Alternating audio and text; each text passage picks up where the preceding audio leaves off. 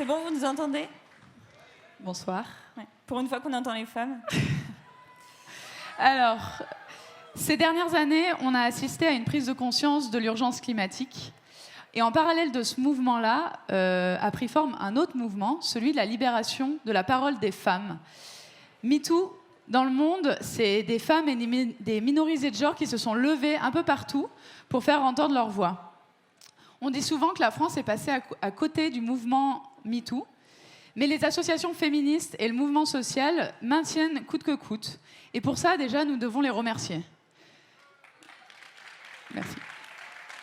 Grenoble est depuis toujours auprès des victimes, fidèle à sa tradition d'innovation sociale, au XIXe siècle avec les premières mutuelles, puis plus tard, ici, dans l'illégalité, des femmes avortaient d'autres femmes. Des femmes se battaient ici pour le droit à disposer de leur corps, pour le droit à l'avortement, amenant à Grenoble la création du premier planning familial de France. Ce sont ces valeurs humanistes et féministes qui nous amènent, nous candidates, et avec toute l'équipe de Grenoble en commun, à proposer une autre façon de faire de la politique et de penser la ville.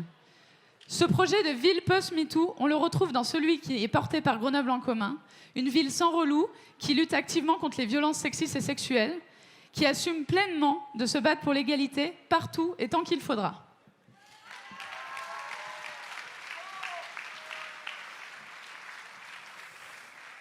Alors, les violences sexistes et sexuelles sont avant tout politiques. Ce n'est pas l'affaire de l'intime, du couple.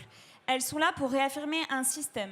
Je ne suis qu'un objet dont tu peux disposer comme tu veux, quand tu veux. Et si jamais je veux partir, tu peux me tuer. Les 150 féminicides de l'année passée ne sont pas des cas isolés. Ils révèlent la violence du système. Nous ne croyons pas en une justice punitive. Nous croyons, au sein de Grenoble en commun, que la seule carte à jouer est au niveau de l'éducation et de la formation. C'est dès le plus jeune âge que les enfants peuvent être sensibilisés aux questions de genre et à la non-violence, au consentement et à la libre expression. Mais c'est aussi dans la formation des personnels qui les encadrent qui est au cœur de notre combat pour l'égalité. Plus les encadrants et les encadrantes seront formés, plus les enfants seront éduqués et plus on ira vers l'éradication de ces violences. Aujourd'hui, en France, c'est le parcours de la combattante pour la reconnaissance des violences que l'on subit. La proposition portée par les associations féministes de la création d'un lieu unique d'accueil des victimes est un objectif pour Grenoble en commun. Ce lieu regroupera des permanences d'associations, d'aide aux victimes, une unité médico-judiciaire et une ou un agent de police formé.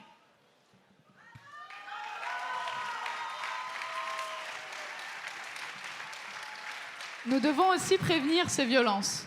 Et nos villes ne sont pas neutres pour les femmes, construites par des hommes, pour des hommes, et souvent pour des hommes productifs. Combien de femmes avez-vous vu être inquiètes de rentrer seules tard le soir? Vous en avez sûrement plein autour de vous. Notre ambition, c'est de pouvoir être en liberté, partout et tout le temps.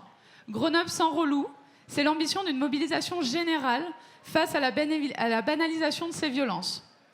Nous proposons de créer des zones safe en lien avec les commerçants, former tous les agents, distribuer des sifflets d'alerte, intégrer la question de la tranquillité des femmes en ville la nuit. Pour objectif, lutter contre ce sentiment d'insécurité et permettre à toutes les femmes de se sentir libres dans la ville. Une ville par les hommes et pour les hommes, c'est aussi une ville avec des noms de rues trop souvent masculins. Pourtant, notre histoire regorge de femmes historiennes, politiques, sportives, artistes, qui méritent d'être connues. Et pas seulement dans les petites impasses ou les placettes. Nous poursuivrons la démarche mémorielle liée aux dénominations des rues et des bâtiments pour accroître la place des femmes dans l'espace public. Et ceci quitte à renommer certaines rues.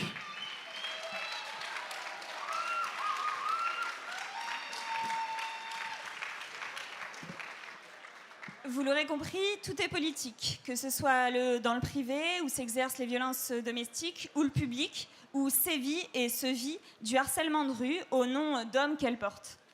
Nous pensons que la réponse à toutes ces oppressions est donc forcément politique et doit être mise sur la table par les féministes et leurs alliés. Entrer en politique pour une féministe signifie s'approprier le seul espace dans lequel on retrouve le pouvoir sur nous-mêmes, on réécrit notre histoire, on met au centre nos besoins. Ces deux espaces sont la politique et la lutte. Comment entrer en politique lorsqu'on est une femme ? Il faut deux choses. On a deux options. Soit que les hommes nous laissent la place, soit qu'on la prenne de force.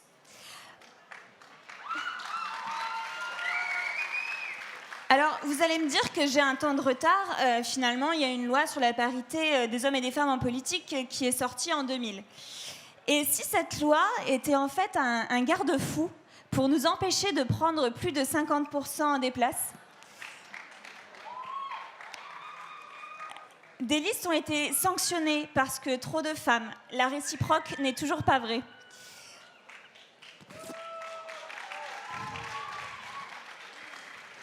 Donc on voudrait bien aussi que soient sanctionnés les boys clubs qui prennent les décisions lors de leurs petites réunions en non-mixité depuis plus de 3000 ans, ou au moins obtenir les comptes rendus, juste au cas où, voilà, pour qu'on soit au courant, quoi.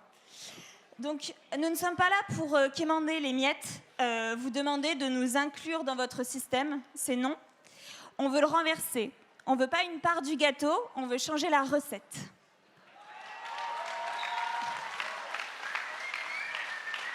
Aucune permission ne sera demandée.